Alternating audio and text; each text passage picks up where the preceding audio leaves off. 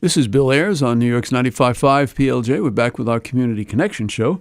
Our guest tonight is Genesis Herrera, and she is working with the New York City Mission Society. They've been around for a very long time, very, very long time, and she's the Senior Director of Education and Program Development, and they've got a lot of new things going on. I did a show with someone else from your organization several years ago, but I know a lot has changed since then, Genesis. So give us just an overall picture of the Mission Society. So the Mission Society is a nonprofit that fights poverty through education. So we provide educational support, workforce development, restorative justice, and supportive services that respond to the community's needs. Mm-hmm. We've been around for a little over 200 years now. So. Okay, now you mentioned restorative justice. What does that mean, just in case people don't know? Restorative justice, so we have a program that supports court-involved youth and helps them get their GED, high school equivalency diploma. Okay. One of the things that was kind of fascinating to me as I read through what you folks do is your Power Academy. Tell us what the Power, obviously it's an educational program, but tell us more about it. Yeah, so our Power Academy program is an after-school program for our elementary and middle school students. Mm-hmm. We are located at 6 different sites, and we provide academic support for about 3 hours a day, Monday through Friday, for students in kindergarten through 8th grade. We provide a lot of experiential curricula that focuses on literacy and STEM, science, technology, engineering, and math, in addition to other enrichment activities like dance and sports, and provide social-emotional support as well. So this is 6 different places. Are you in Harlem and the Bronx and Brooklyn as well? So for the Power Academy, most of our sites are located in Harlem, and we have 2 in the Bronx. Okay. And we have programs a program in Brooklyn, but that's for our older students, our high school students. How many kids altogether in the Power Academy? Power Academy right now about 800. Wow. Yeah. Okay. That's a lot of kids. It's a lot of kids, and we get even more over the summer. We reach a little over 1,000. How long has the Power Academy been in existence? A little over 20 years at this point, yeah. So you have a track record. Are there any sort of calculations about not only how many kids went through, but tracking them beyond that, how well they did in high school, college, whatever? We haven't yet tracked them through high school and college, but we do have outcomes that we measure while we have them in our program. It's a little bit difficult to track them because they go off to different high schools and whatnot. Sure. But right now we do look at their reading levels. Over the summer, the research shows that kids tend to lose 1 to 3 levels in reading. So one of our goals is to stem summer learning loss. And so we've been able to successfully do that for the past 2 summers. So we're very proud of that. So summer learning, you have 1,000 kids. Yeah. How many days a week? How many hours a day? So program runs over the summer from 8 a.m. to 6 p.m. Monday through Friday. Wow. That's a lot. It's a long day. Yeah, it's a long day. Obviously, you give kids lunch and maybe even breakfast too, right? Yeah, so we give them lunch and breakfast and snack. And it's just a great support for our families. Most of our families are working families, and the summer is very difficult to provide care for kids. Oh, absolutely. Yeah. It's a great idea. Let's give the phone number so that people who might be interested in getting their child into one of your programs can contact you. 212-674-3500, right? 212-674-3500. And if you want to go online and find the organization, it's nycmissionsociety.org, nycmissionsociety.org. And we're talking tonight with Genesis Herrera. And you've been with the organization for quite a number of years, right? A little over 2 years now. Oh, okay, just 2 years. So what have you brought to, because you have a wide background in working in other organizations, what do you think you've brought to it that's been helpful to the organization and specifically to the kids? Yeah. So we've shifted focus to a more experiential curriculum, especially for our Power Academy students. So developing new curricula that really gets kids to think about, concepts that they learn during the school day, but allows them to apply it in concrete ways to make, all the concepts and theory that they learn during the day more relevant to their everyday lives. And with that, there's been a lot of training too, because, with any change in curriculum, you need to train your staff to be able to implement that in the best quality possible. So, new curricula, new programs too. We've started 2 new programs since I've been there. There's the GRIO program. It's a music program, music and STEM focus, and then we have In the Paint, which is more basketball and basketball-related careers. Tell us about GRIO for a minute. It's Global Rhythms in Our Tribe, right? Yeah, Global Rhythms in Our Tribe. A griot is a traveling poet that passes down the oral storytelling traditions in West Africa. And so this particular program, students learn how to play the trumpet, the trombone, and percussion instruments. They play music from all over the African diaspora. They perform, they learn to read music, but then they also learn about the STEM connections to music. So I'll give you an example. Right now, they just finished the first unit on the recording studio. So they use GarageBand and they use actual recording equipment to create their own music and produce their own music. And they learned about the different roles in the studio that are related to science, technology, engineering, and math.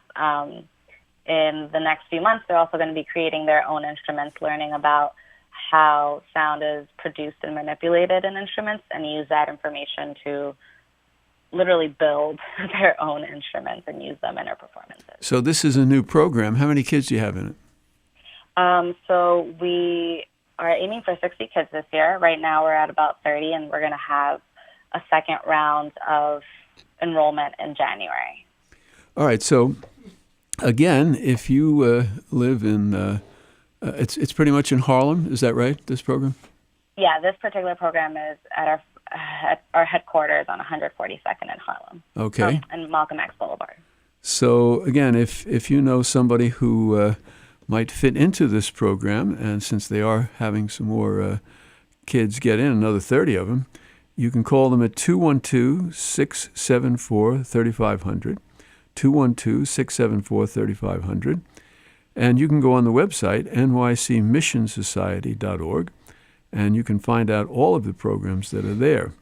But the griot program, you're working specifically with jazz performers, Afro jazz performers, and one in particular that I know something about. So tell us about his work. Right. So the griot program was a partnership between the Afro-Latin Jazz Alliance and the New York City Mission Society. So Arturo O'Farrell, Grammy Award-winning pianist and musician, he founded the Afro-Latin Jazz Alliance, and he actually visited the kids recently and talked about his career and actually performed with the kids, which is quite neat. And they got to share some of the things that they've learned. Yeah, I think very highly of him. He actually called into my show some years ago, I think, Tony. Yeah, And I was really impressed by him because when you are the son of a famous father, and of course he does have a famous father who really brought Afro-Cuban and Afro jazz into New York City from Mexico, it's very hard to follow in that person's footsteps, but he's done it very efficiently. Yes, and Zach, are you referring to Zach, his son? Yeah. Yeah. Yeah, they're both amazing, and the best part is that they're super down to earth and super great. They're amazing with kids, and so it was really great to have Arturo come in and talk to the kids, and he was, super relatable. The kids loved him. So this is a good example of musicians here in New York City who are working with a wonderful organization which is the New York City Mission Society, and they're doing some wonderful things in this griot program. But let's get back to some of the other work that you do. You talked about several other things that you do besides just the Power Academy and the griot program. Talk about some of those other things. Sure. So we also have another program called In the Paint that's in partnership with the Teamwork Foundation, the New York City Gauchos. They're an AAU basketball team. And so this particular program, there's obviously basketball in the kids' practice, but then there's an academic portion where they learn about sports-related careers that they could go into. So they learn about sports management, sports marketing, sports statistics. They did sports journalism. Right now they're wrapping up their sports journalism unit where they wrote their own sports articles, and then they're actually creating their own web pages to publish their articles in. Wow. So it's quite neat because a lot of these kids come in thinking, I'm 100% going to be the next LeBron James, but they learn so many other skills. And not saying that they won't, they absolutely can, but they have so many other skills that they've gained through basketball that could just diversify the sports industry.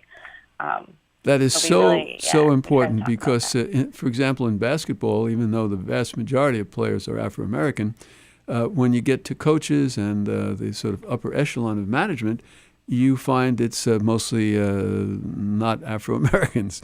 So for kids to recognize that they don't just have one career path in sports, one is playing, obviously, and coaching, but the other one is being in the business. And for young people who love sports, that's another option for anybody, no matter what your race is or your nationality. But it's been closed for the most part for all too long for people of color. And so you're providing kids with the background so that they can break the color line. Another great thing that you guys do. All right. So tell us a little bit about some of the workforce development that you do. Sure. So we have programs in 5 different transfer high schools throughout the city. One in the Bronx, one in Brooklyn, and the rest in Manhattan, because there's also one on the Lower East Side. So these are for overaged, undercredited students, and so we do one-on-one college readiness and counseling, and then we set them up with internships around the city, and we try to provide a diverse range of opportunities for them to really get their resume started, and we help them with the resume writing process and the interviewing skills and, things down to dressing for success. You are listening to a woman who plays a very important role in one of the most important organizations in New York City that's helping 18,000 young people every year. Her name is Genesis Herrera, and she is with the New York Mission Society, and they have a whole array of programs that reach so many kids. And now this particular one is with high school kids, right? Exactly. Okay. And how many kids in that program? Good question. I want to say over 1,000. Wow. Most of our students are in our high school programs. Mm-hmm. About a little over 50% of our students. Okay. All right. Yeah. So remember, the phone number here is 212-674-3500, 212-674-3500. And the website, if you want to learn more about the Mission Society's programs, you want to go to nycmissionsociety.org, nycmissionsociety.org. And you have some events coming up. One of them has to do with Thanksgiving, right? Yes. So there's an annual Thanksgiving dinner. It's a beautiful event because we save half of our tables for our programs. And so we invite some of, 1 or 2 families from each of our programs. And then the other half of the tables we reserve for the community. And we serve a meal. We often have board members serving the meals to the community. And we have a multi-faith blessing for the meal. And then we also have our griot kids perform and it's their first official performance, so they're really excited about that. Yeah, and it's a great event that brings together people from different programs and from the community. We don't get many opportunities to bring people together and for people to see all of the different communities that we impact. So it's really a great event. And then around Christmas time, you do a toy you give out toys. You collect toys and give them out to kids, right? Yeah, we get toys and book donations, and we give them to all of our Power Academy students. Just a way to, ensure that every child whose family might not be able to get them something for the holidays, they can get it with us or from us. All right. So one of the things that kind of struck me when I was reading about and listening to you is this whole notion of STEAM, science, technology, engineering, art, and math, that you try to bring all of those elements into play so that kids can get interested in them and become more proficient in them. And you do that especially through music. But how else do you do it? So in our Power Academy programs, actually this year we just started a new curriculum called Innovation Station. And so students get presented with a different engineering design challenge every month. So for example, they'll be asked to build a suspension bridge that can hold a certain number of pennies and is 8 inches wide. And so, they'll learn about what a suspension bridge is, but then they'll build it. So it's very hands-on. And it's a lot of learning through trial and error. And so it becomes a little competitive for the kids because they want to see who's going to be able to build the strongest bridge. But then it's also they're going through the process that most adults go through in real life, where you create something, you try it, see what works, what doesn't work, and then redesign as necessary. And so, and they work in teams. And so this is just one of the ways that we're incorporating science, technology, engineering, and math. So you come from an educational background. I do. Yeah, and how have you influenced that curriculum? So I used to be a 4th grade teacher in Bed-Stuy. Right. And so really one of the reasons why this curriculum was developed is because, rightly so, schools, they have to focus on students getting certain scores on state tests. But unfortunately, one of the results of that is that there's very little room for trial and error and experiential learning. But as an after-school program, we do have the time to be able to allow kids to explore and make learning fun for them. So that's really how this came about. And yeah, just thinking about all the different skills that kids should have acquired by the end of elementary school, entering middle school, that's really what influenced this curriculum, the birth of this curriculum. This is Bill Ayers on New York's 95.5 PLJ, and we're here with our Community Connection show. Our guest is Genesis Herrera, and she's with the New York City Mission Society. And they've been around for, she said 200 years. I don't know that I've over done 200 years. Over 200 years. Wow. Okay. Tell us a little bit about what this all means for you, because you've been in education a good part of your life, and now you're in a very exciting place where you're working with 18,000 young people. What does it mean for you to be able to do this? Must be thrilling on one level. It is, certainly. I grew up in Washington Heights, and in many ways, I represent a lot of the families that we serve, single-parent home, low-income community. I was an English language learner, so I see myself in a lot of the people in the communities that we serve. And I went to school in Harlem for most of my life until college, and so it's really rewarding to be able to give back to the communities that helped raise me. And to a certain level, I feel like I connect with everyone a little bit more just because I know where they're coming from and I know what it's like to be in that position. So that's great. It's incredibly rewarding. I can hear it in your voice. Yeah. What What do you think that you've brought? You talked about how you've helped to develop the curriculum. What else have you brought to the table here with the organization? I think one of the most notable shifts is in the way that staff, so a lot of our staff that work in our Power Academy programs, for example, they are from the communities that we serve.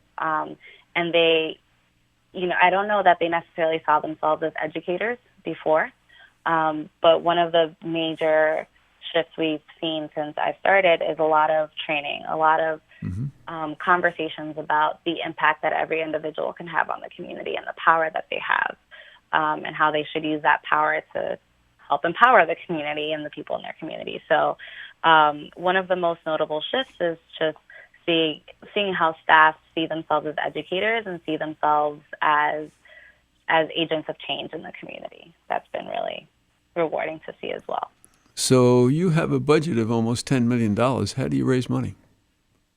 Well, actually, I'd be remiss if I didn't mention that for the GRIO program, we received a generous grant from the Honda Foundation.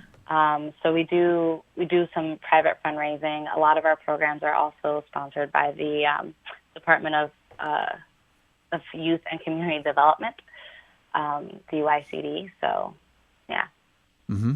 All right, but I'm sure that you always need funding. So, folks, if you've been listening and you say to yourself, boy, I'd like to contribute to an organization like this because they're doing so many good things for so many kids in New York City, how would they do that? You can call the office, 212-674-3500. We'll be happy to walk you through the process. You can also visit our website at nycmissionsociety.org.